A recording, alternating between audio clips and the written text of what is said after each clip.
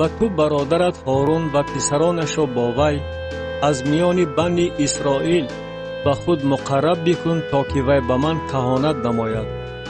هارون، ناداب و ابیهو، العازار و ایتامار پسران هارون. و لباسهای مقدس برای برادرت هارون از بهر عزت و شکوه بساز. و تو به همه دانادلان که من دل آنها را از روح حکمت پر ساختم سخن بیران که لباسهای هارون را برای تقدیس کردن وی بسازند تا که وی به من کهانت نماید.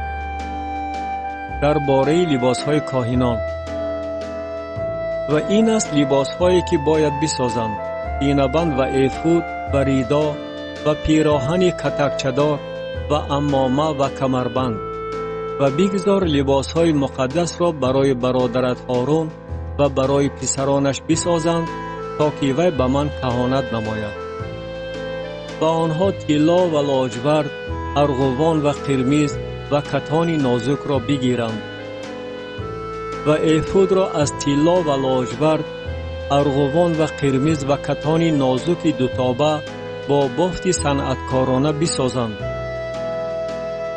دو کتف پوشک پیوند شونده بر دو کنار آن باید باشد تا که آن پیوست شود.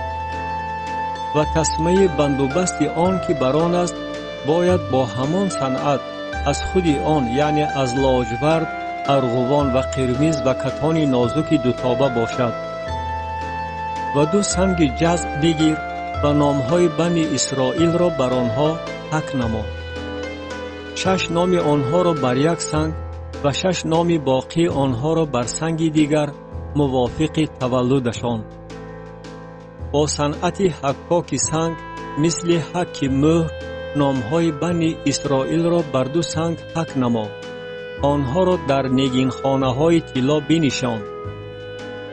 و این دو سنگ را بر کتف پوشک های ایفود جایگیر نما که سنگ های یادگاری برای بنی اسرائیل باشد.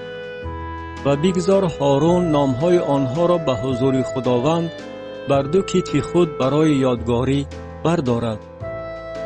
و نگین خانه ها از طلا بساز و دو زنجیر از طلای خالص آنها را به شکل تنابه با صنعت بافت مارپیش بساز و زنجیرهای مارپیش را به نگین خانه ها اندرمان بکن.